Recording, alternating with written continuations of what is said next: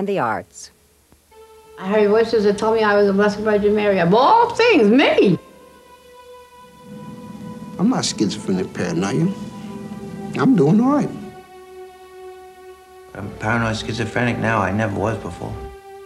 I've been called a schizophrenic, a manic depressive, a personality disorder, all sorts of things. My mind was perfectly all right. It was a little dizzy, though, a teeny weeny bit dizzy. Well, I'd like to be discharged last. The way I feel about myself and my body at the moment is just like, I can't put anything in me. I'll soon leave, you know. I won't be staying.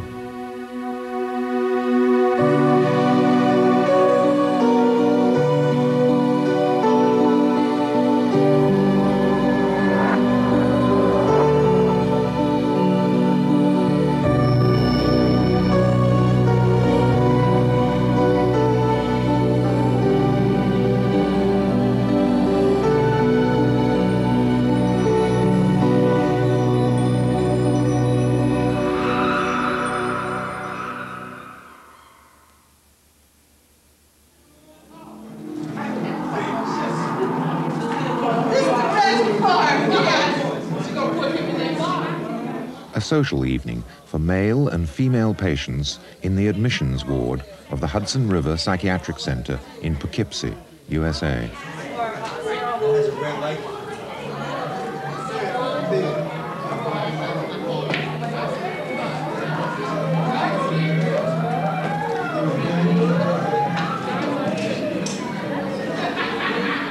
It's been estimated that in the Western world, something like 10% of the population will spend some time in an institutional limbo like this, their symptoms flattened by drugs and their personal experience largely unheeded. He writes no letters, makes no phone calls, friends and family. Was that another life? And so the cold sunlight of empty Sunday, it says nothing,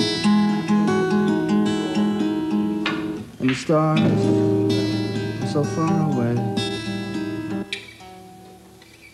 Through broken teeth he laughed, said something.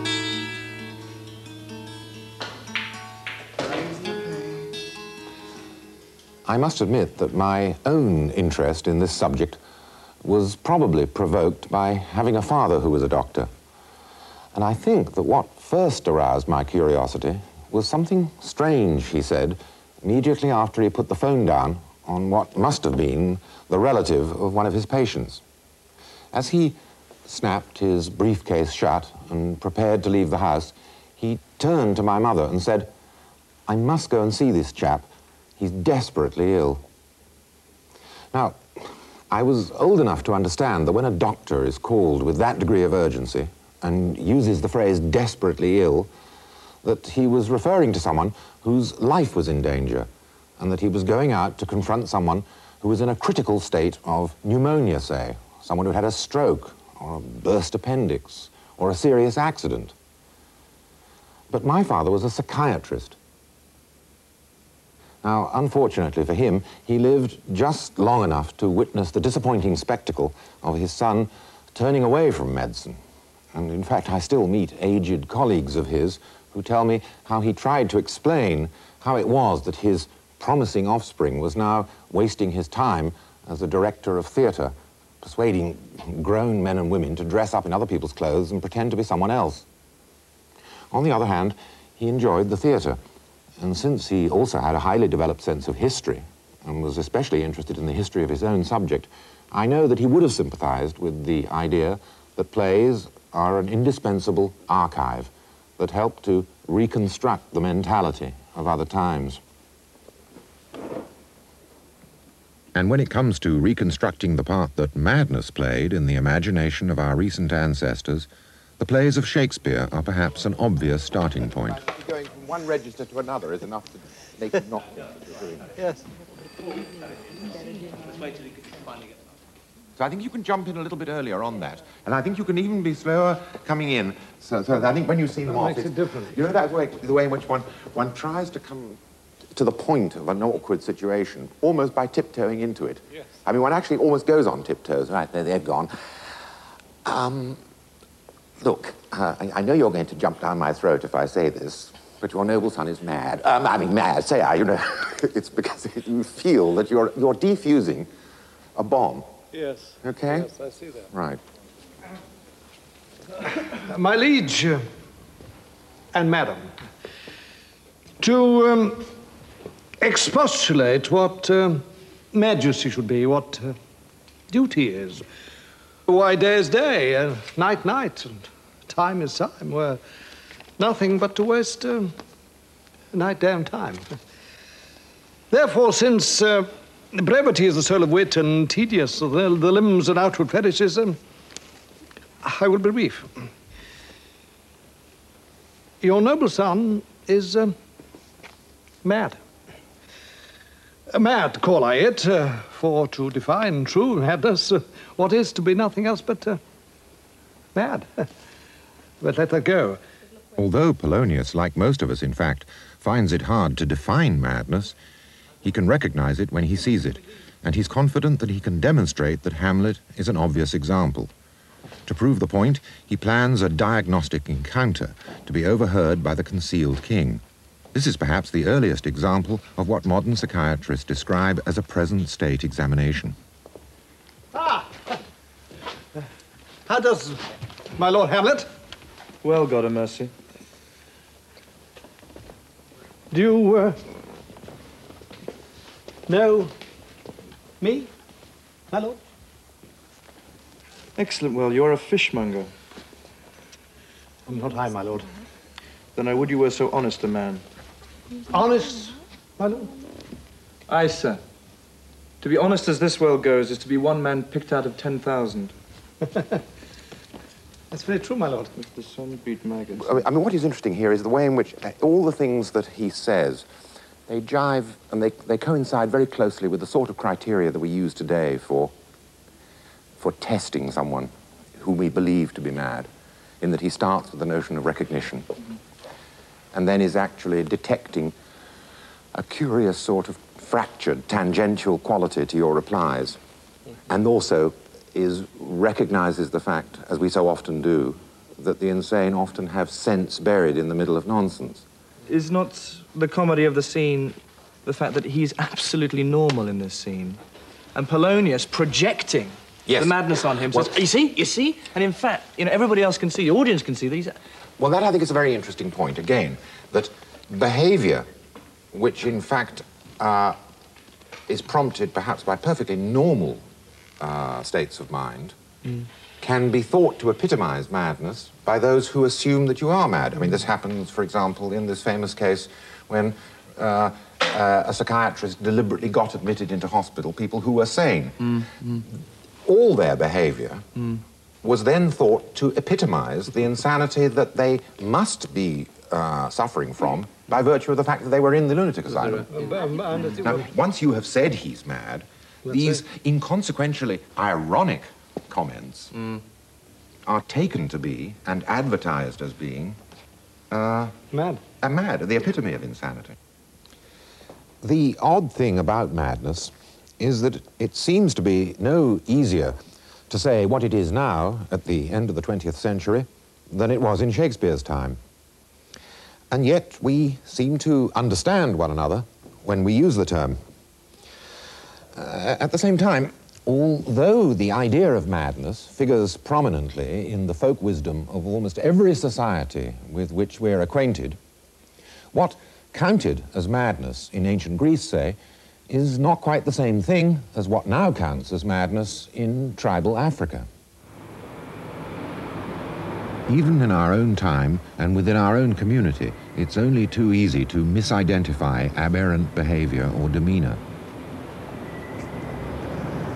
Someone who was unacquainted with the social movement which assigned intelligible meaning to this sort of appearance, if they came across an isolated example of it in the street, might think that these were people whose personalities had undergone a recognizable change for the worse.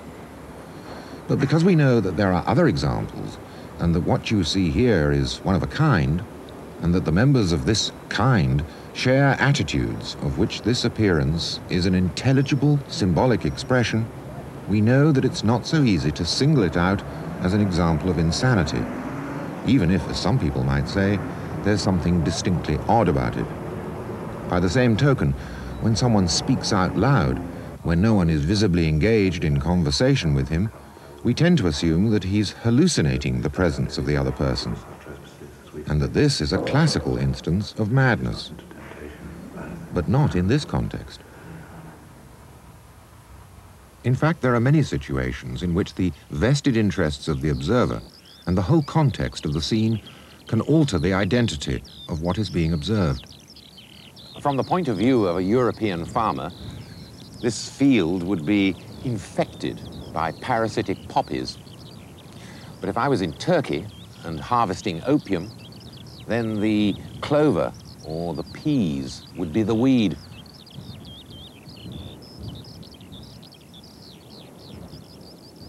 The importance of context is one of many reasons why the notion of madness is so open to question, and why it's so unstable, and why it is that today, for example, although most psychiatrists seem happy to identify madness as an example of a disease to be treated like any other, there are other people who insist that it doesn't refer to an objective reality at all, and it can therefore neither be identified properly nor misidentified, and that it's no more than a pejorative label which each culture applies to almost any behavior which the majority of its members, and especially those in power, regard as objectionable, frightening, or troublesome.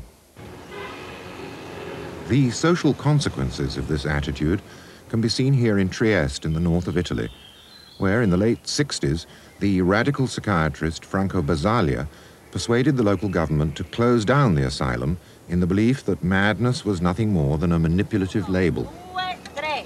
Tanti auguri a te, tanti auguri a te, tanti auguri Roberto, tanti auguri a te. And yet even here, one can still find people whose mental state is so anomalous that they're not able to take full advantage of the liberty which was offered, so that they still have to be cared for in one of the abandoned buildings of the old asylum.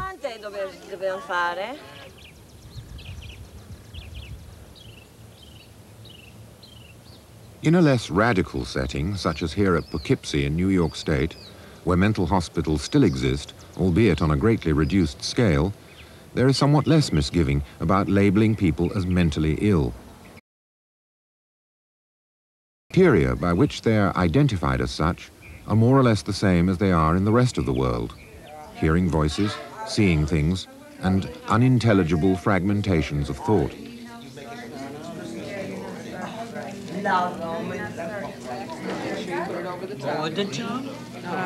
My boyfriend Billy just got arrested. Really? What for?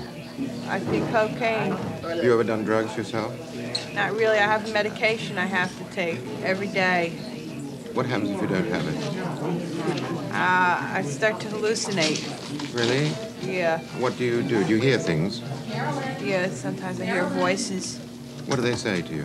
Oh, they try to tell me I've been doing bad. Mm-hmm. I'm a bad girl.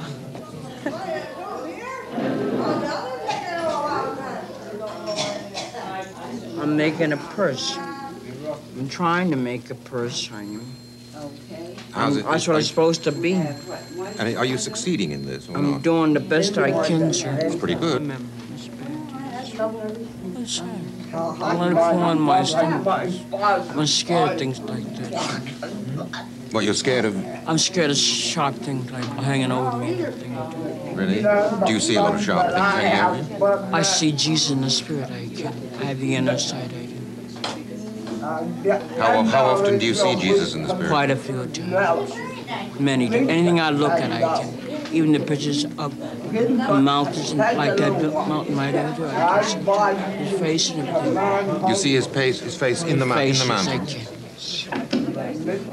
Ideas and experiences such as this seem so peculiar that it would be hard to find a culture in which they were not regarded as evidence of illness.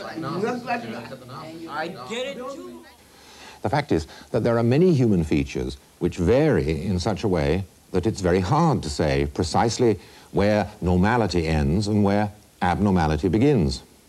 And yet the extremes are quite recognizable, and everyone's prepared to concede that they are abnormal. Sorry, say that again. The Radha Krishna statue, which is, if Radha's on the right, well, I disagree. I prefer a gentleman on the right as Krishna. James is a patient of Dr. Ruth Seifert at the Hackney Hospital in London. You're a woman. Yes. Are you a doctor? Yes. You're a superior, are you? No, I'm not. No, no, I'm neither a superior nor an inferior. I'm an outsider, really. You're not, which hospital do you... No, I don't attend a hospital anymore. You're not just a GP, are you? No, I'm just a GP. Well, if you're not at a hospital, a GP is not much good. No, I'm not Can't a GP. earn the money, can you? Why, do you remember why you had to come Dr. in? What?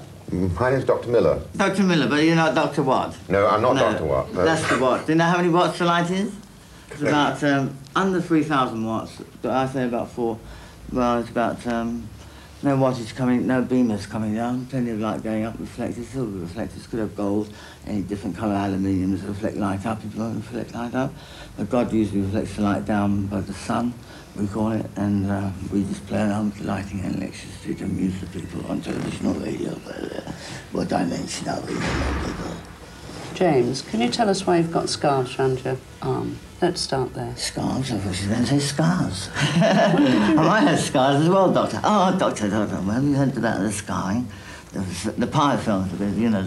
As far as the doctors at this hospital are concerned, this kind of mental state is the expression of a biological malfunction.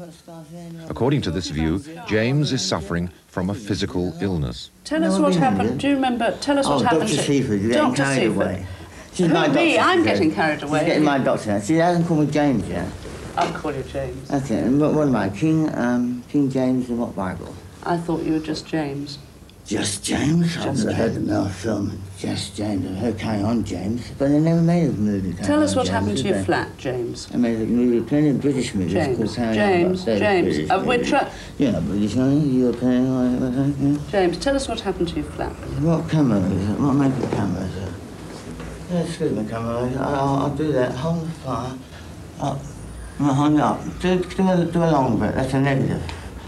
No. Well, you can't do a star one. You have to swing it round that way. Swing it around that way. That's the ceiling come down. Go on, right over. No, that's too much. Too much. Now, although each person is unarguably rooted in his or her biology, so that it's quite hard to understand the claim that someone might enjoy or even endure a disembodied existence, there's an inescapable sense in which the concept of a person can't be reduced to biological facts.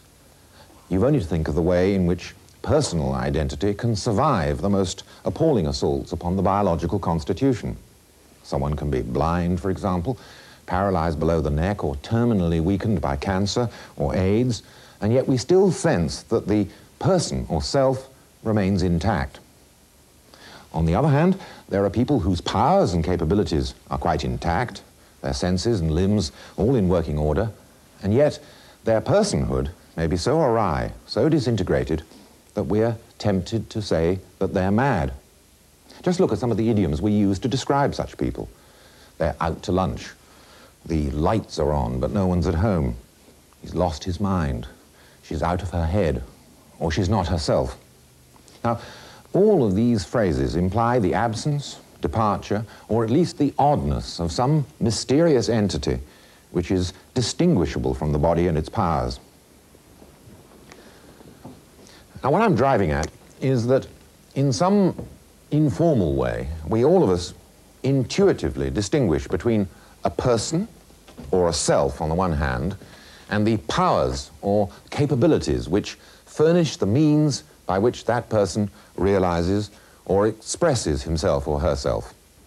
Now, what I'm trying to get a grip on, and the idea seems to slither out of my grasp so that I can sympathize all the more with Polonius, is that whatever madness is, it's a condition of that peculiar thing we call the person or self.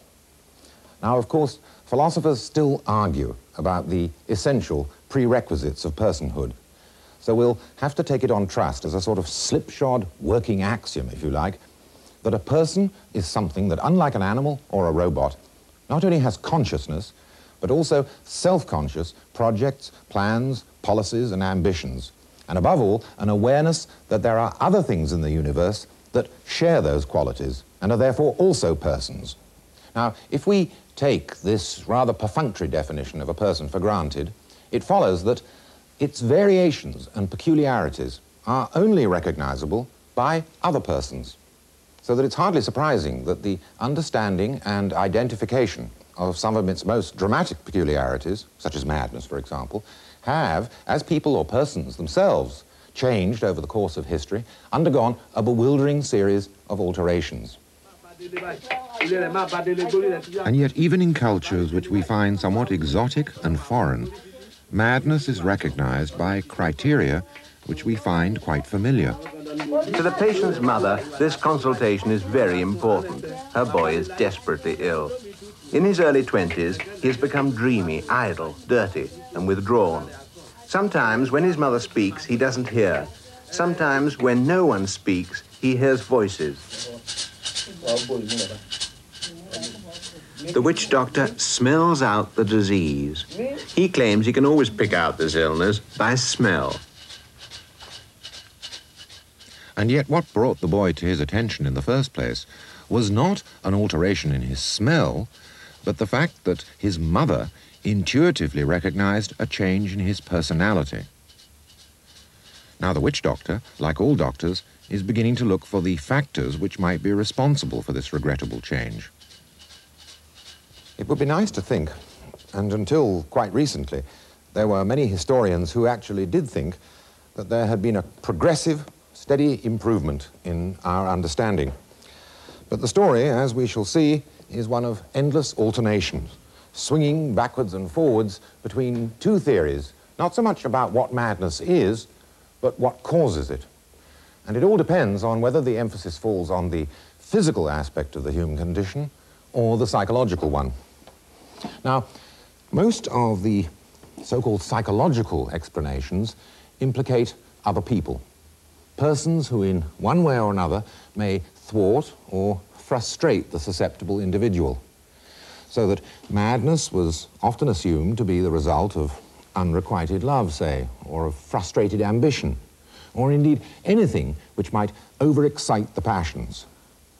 But there are other psychological forces which have also been adduced, and although they no longer play a significant part in modern psychiatric theory, it's not all that long ago that they did. I'm referring to the idea of possession. That's to say, the belief that we're surrounded by invisible squadrons of disembodied persons eager to assume some sort of psychological control over the minds of living people, presumably to achieve their own nefarious plans, policies, and ambitions.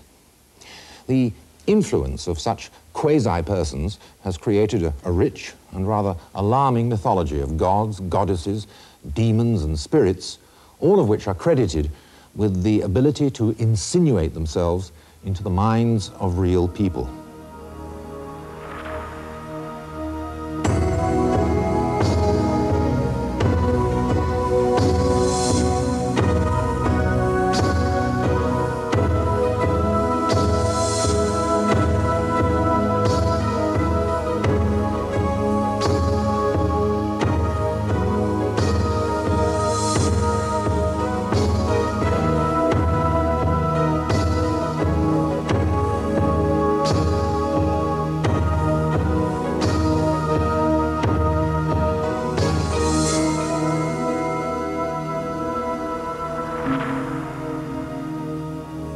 With the advent of Christianity, the invisible forces which had always been imagined hovering possessively on the edge of the human world underwent a major transformation. They were now visualized in terms of an intensely moralized drama in which the forces for good and evil competed for control over individual human souls. And in the judicial finale of the drama, the virtuous who have resisted the unremitting temptations of evil are lifted into a condition of permanent bliss, whilst those who have surrendered to sin are cast into permanent torment. These ideas were to have an enormous influence on the image of madness and its supernatural causes. The interesting thing is that the concept of the individual person that emerged under the auspices of Christianity was much more elaborate and self-conscious. The prospect of being held to account in the hereafter for impulses as well as for deeds encouraged an exorbitant introspection, so that the notion of personhood grew by leaps and bounds, and the concept of madness itself acquired morally suspect connotations that even today it has not entirely shed.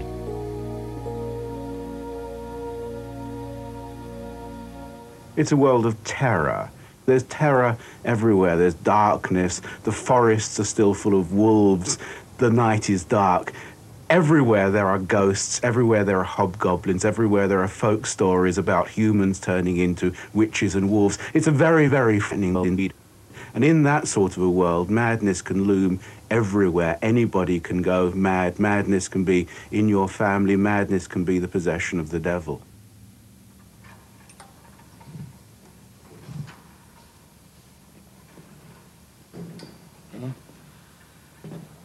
Well, now what have we got here? Well, this is the last act of the whole story.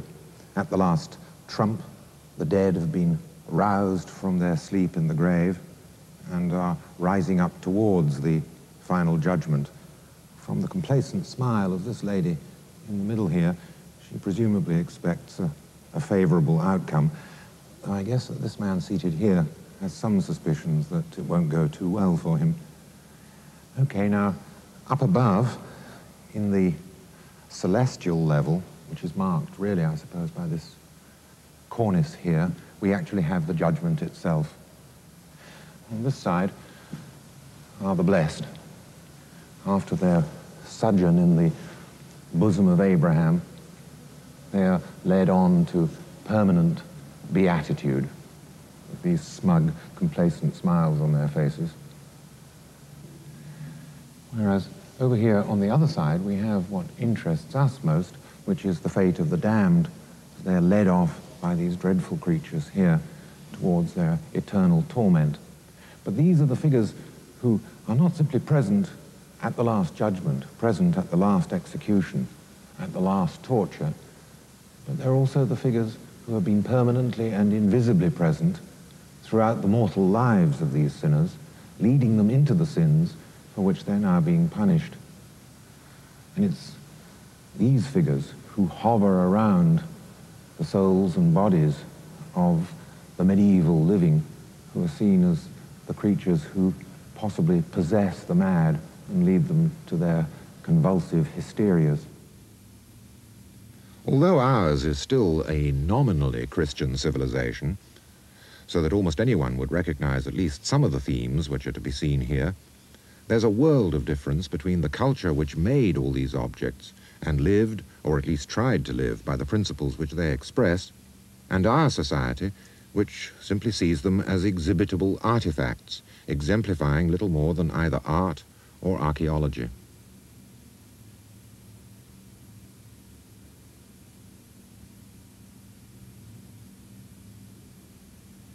The interesting point is that none of the objects that you can see here are real. Although you have to go right up to them to be absolutely sure of the deception, they're actually plaster casts of the originals.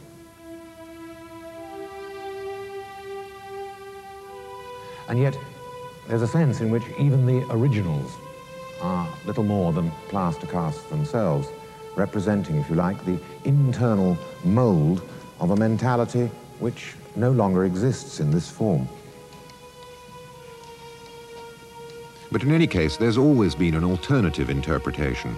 That's to say, the idea that the body is animated by a mind or by a soul has invariably been accompanied by an intuitive realization that the mind or soul is inescapably embodied. So that the theory of psychological influences has always been accompanied by the conviction that mental disorder is one of the many afflictions that flesh is heir to, that madness, misery, lust, terror, depression, and raging fear are something which erupts into the human constitution from its physical basis. The theory was that the human body was a microcosm, that it reproduced in miniature, as it were, the materials that made up the macrocosm, that's to say, the world at large. So that since the world was composed of 4 elements, earth, air, fire, and water, so man was composed of 4 humours, blood, black bile, yellow bile, and phlegm. It's quite hard to understand this theory until you visualize it as part of a much larger integrated world picture, which fitted together rather like the tiles of an ornamental pavement. The humours correspond to the elements, which in turn were derived from the 4 fundamental qualities: hot, cold, dry, and wet. And all of these were under the influence of the times of the day, the ages of man, the winds, the seasons. And out at the circumference, there was the influence of the planets and the constellations.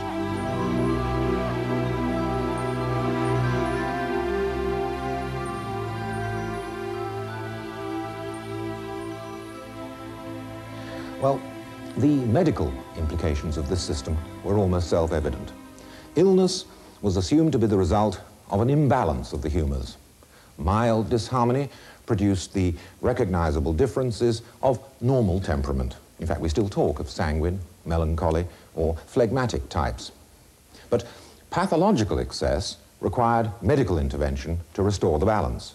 And there were 3 procedures which represented the sovereign remedies for the treatment of both physical and mental illness. You could be bled, vomited, or purged, cut the veins, drink an emetic, or submit to a laxative. The odd thing is that these repulsive procedures long outlived the theories which justified them. Even in the 19th century, by which time the scientific community had a very different view of the elements and no time for the humours whatsoever, asylum patients were still being subjected to these primitive remedies.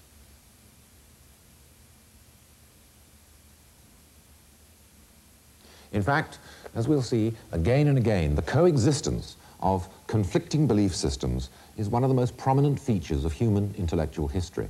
And we don't have to wait for the 19th century to see that.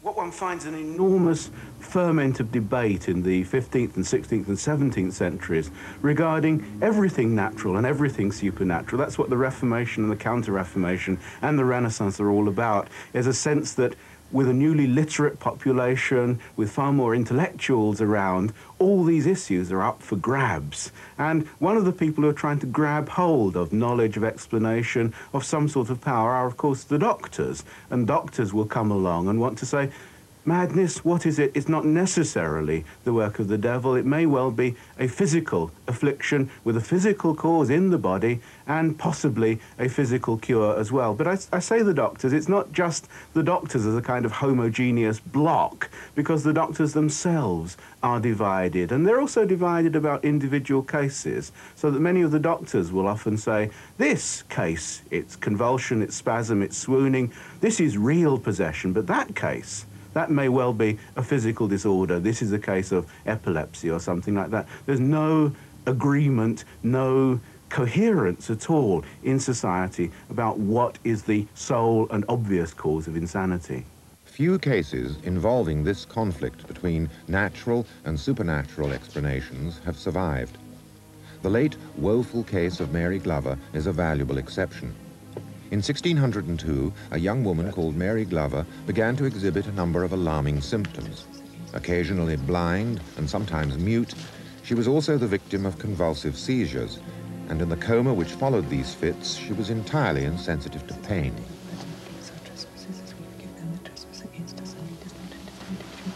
The physicians who examined her were strongly divided as to the cause of this bewildering condition. Edward Jordan was convinced that it was a physical illness arising from the womb. Dr. Sherman insisted that the girl was possessed and under the influence of witchcraft. Mary Glover's disease is the suffocation of the womb. And I have plainly set down the doctrine of physic concerning this disease, which gives so great occasion for distraction amongst many good men. Since witchcraft was involved, a criminal trial ensued, at which a neighbor called Elizabeth Jackson was accused of causing the girl's symptoms. Dr. Jordan was a witness in her defense. Many times, both the common people and physicians think that such fits be possession of the devil. And indeed, the animal functions may be so abused by this disease as to suggest counterfeit or possession by the devil. Could it not be so? There may be both possessions of the devil and obsessions and witchcraft and dispossessions also, but such examples being rare nowadays, I would, in fear of God, advise men to be very circumspect in pronouncing of possession, both because the impostures be many and the effects of natural disease be strange to such as have not looked thoroughly into them.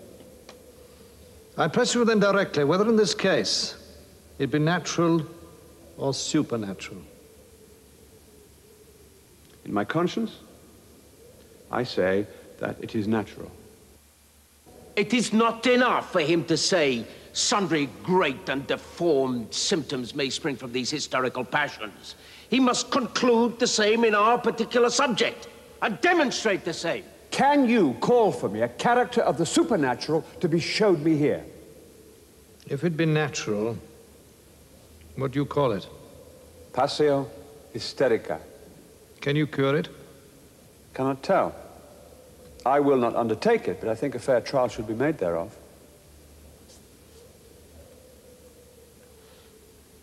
You do not think she counterfeiteth, but you cannot give me cause nor remedy. If it hath no natural cause and no natural remedy, I tell you it is not natural. You may be learned and wise, but to say this is natural, and to tell me neither the cause nor the cure of it, I care not for your judgment, a rush for your physic. The land is full of witches. They abound in all places. I've hanged 5 or 26 of them. There is no man here can speak more of them than myself. Now the devil is a spirit of darkness. He deals closely and cunningly. You shall hardly find any direct proofs in such a case, but by many presumptions and circumstances, you may gather it. When they are full of cursing, use their tongue to speak mischievously, and it falls out accordingly, what greater presumption can you have of a witch? This woman hath that property. She's full of cursings. She threatens and prophesies, and still it takes effect. She must, of necessity, be therefore a prophet or a witch.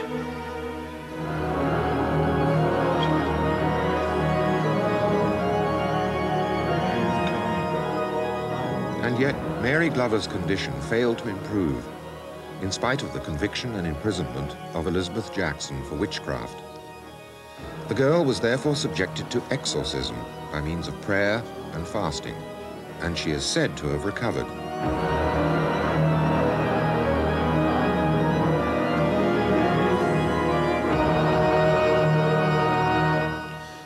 Although the concepts of witchcraft and possession would start to fade from now on, and certainly have no part to play in current psychiatric diagnosis, it's interesting to note that as recently as 100 years ago, French neurologists took great pains to go back over the previous records and retrospectively identify cases of possession as instances of hysteria.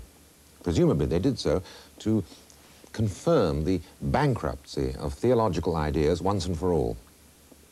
The odd thing is that now, even in a most radically secularized modern world, there seem to be inextinguishable streams of ideas which invoke supernatural influence. I am the god of hellfire! The sun was in Scorpio, and the ascending sign at birth, which is almost as important, was in Capricorn. Oh, you're a bit like me, you're superstitious. Oh, I'm very superstitious. A combination of Capricorn and Scorpio characteristics. Where they wouldn't shave their necks for fear of weakening their eyes. My mother was the 7th child of a 7th child. You would get really bad karma for doing that. Would you kill a black rooster? Communicating with the devil. So I've consulted clairvoyance over a number of years. His pardon and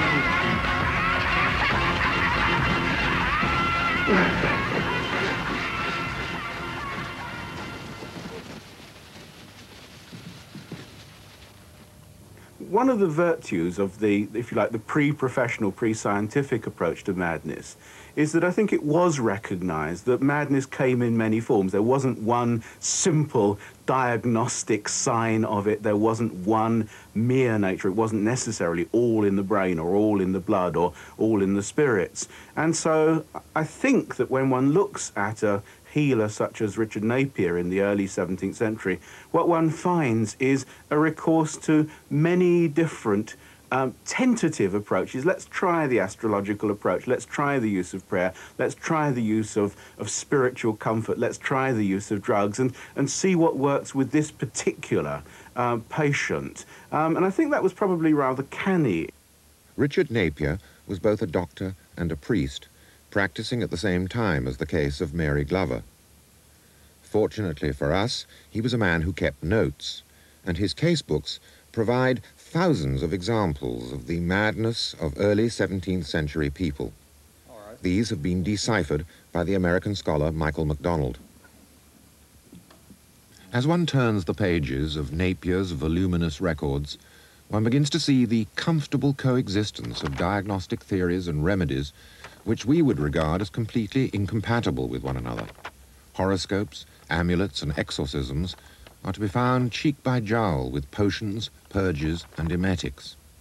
What's going on Well, this is the famous Lord Purbeck, who is the brother of the Duke of Buckingham, who had one of the most catastrophic marriages of the 17th century and was lunatic into the bargain. On July 19th, he records, "I came to Sir Robert's, but he came not. About 7:20, he would have me to come to Sir John Butler's, another house in the neighborhood.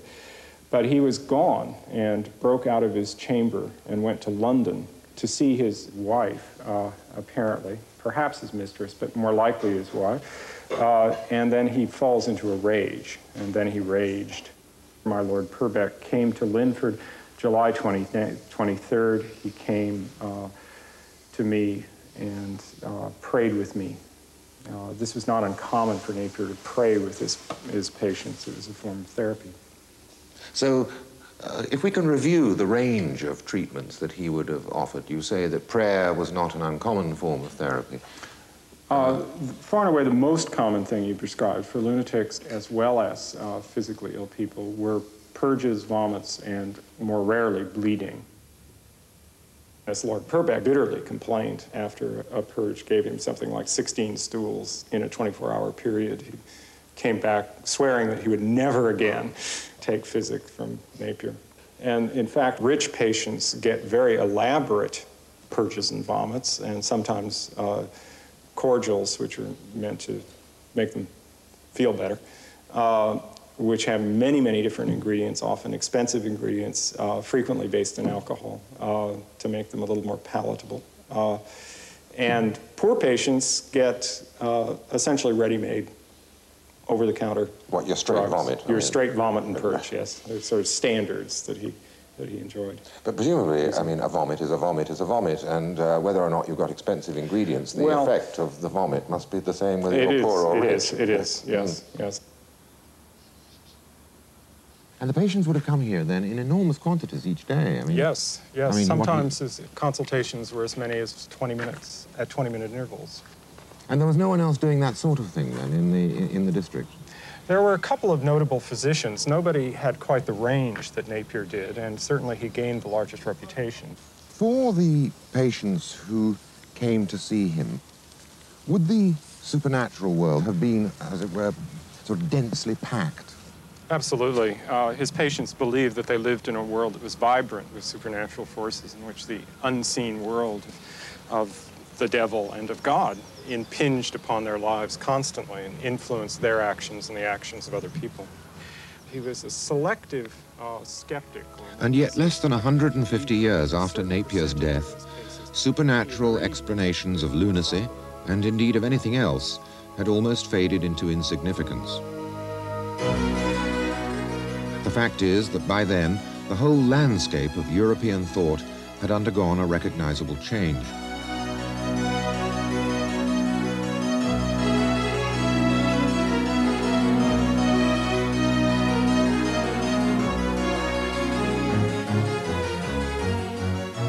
As technical mastery of agriculture, warfare, and manufacturing increased, human beings were encouraged, almost by analogy, to adopt a mechanized rather than a supernatural view of the world. Although it would be wrong to underestimate the influence of the scientific revolution, in England at least, the political revolution associated with the Civil War also had a part to play in the rapid decline of supernatural explanations. There had been an important change in the character of religion itself. The point is that the radical Puritan sects who associated themselves with the party responsible for executing the king were developing strong political and social expectations. Claiming authority from divine inspiration, religious enthusiasts were uttering powerful egalitarian opinions. And many of them thought that anyone, even the poorest person, should have a voice in government.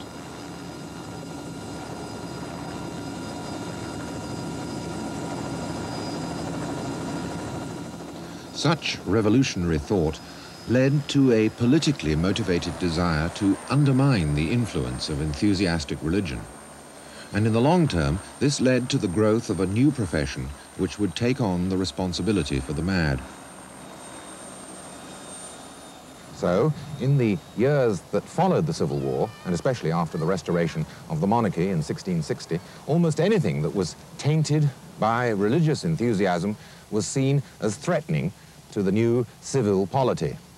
It was expedient, therefore, to discredit or reclassify anything that claimed to be the expression of supernatural inspiration, so that Pentecostal ranting, visionary trances, and diabolic possession were all lumped together as medical conditions and brought under the authority of doctors rather than ministers. I don't know, that can't be the whole story. The funny thing is that now I look at it, several months after we filmed it, I still find myself reverting to that persuasive little phrase, the mechanization of the world picture, simply because it does express a very powerful idea about the way in which the world was visualized at the end of the 17th century. In fact, in the location which we visited in the United States, without benefit of helicopter, incidentally, we found a competing reason for the decline of supernatural explanations.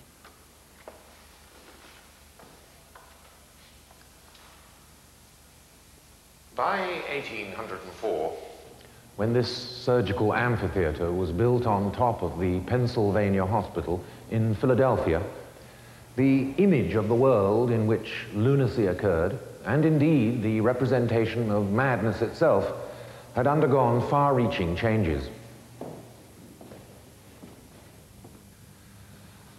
Well, while supernatural ideas probably still held their traditional sway amongst the rural inhabitants of the new republic, for the enlightened philanthropists who commissioned this hospital in 1751, lunacy was one of the natural ills that human flesh was heir to. Unlike Richard Napier, who was practicing in England 150 years earlier, none of the physicians who worked here would have dreamt of casting a horoscope. And as for the charms, spells, and amulets which figured so prominently in Napier's prescriptions, well, such occult practices would have been inconceivable, as would the exorcisms of the previous century. The men who commissioned this hospital inhabited a completely different world to the one in which Napier practiced his eclectic routines. It was a world which had been, well, comprehensively naturalized, and there was simply no place any longer for occult influences of either planets or demons. The very architecture of this room epitomizes the new attitude. Its chaste, intelligible symmetry expresses the rational confidence with which its patrician founders confronted the universe. Now, modern historians are understandably reluctant to invoke the names of a few great individuals when trying to explain how such intellectual changes are brought about, and they prefer to stress the overall social and intellectual context and the general spirit of the times. And yet the figure of Isaac Newton forces itself upon our attention.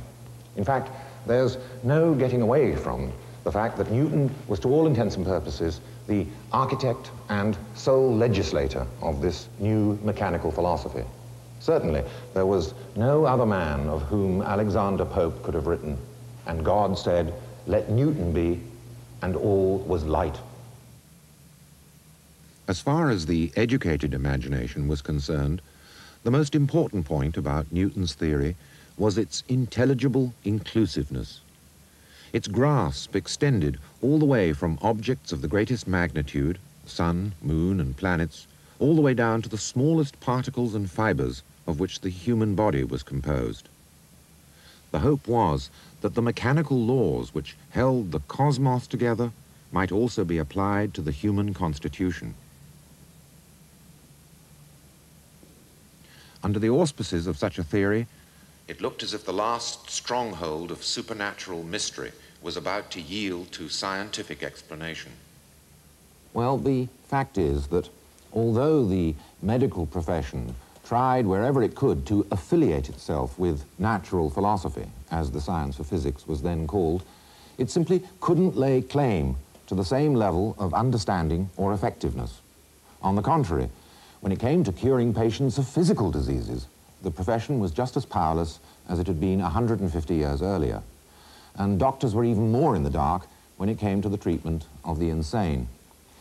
And yet, by the middle of the 18th century, they virtually monopolized the trade in lunacy, wielding a clumsy arsenal of purges, vomits, and bloodlettings, exercising control over their charges through the supposedly irresistible effect of the subordinating gaze. Whether you're looking at public asylums or private madhouses, the physician reigned impotently supreme. Now, as we'll see, there were moves to usurp the power of the physician and to replace him with lay theorists who insisted on the power of so-called moral treatment. But the profession soon regained the commanding heights of psychiatric power, and by convincing the public that madness was the result of a physical disease within the nervous system, and that it was only a matter of time before its pathology was identified, they have, in spite of continued resistance, effectively established an almost impregnable empire, adorned with all the charismatic panoply of modern professional power. 1990, the Marriott Marquis Hotel, New York, which is hosting the American Psychiatric Association's annual conference. The majority of delegates here are confidently convinced that most of the recognizable anomalies of mental activity will yield to medical explanation.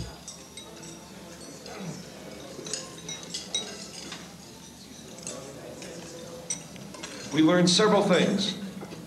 We learned what the phenomenology of these illnesses were like in terms of the thoughts, feelings, and behaviors of the patients. What were going on in their minds, what they were thinking, what they were worrying about, what they were feeling, and we learned how to make their apparently nonsensical behavior make sense if you understood their assumptions and their patterns of thought. We made it possible to get inside their head, metaphorically, and understand the way they were thinking about the world. I think of mental illnesses as illnesses, as diseases, and they're diseases that arise in the brain. So they have fundamental physical causes. The drive to understanding them is to understand their mechanisms in terms of brain function.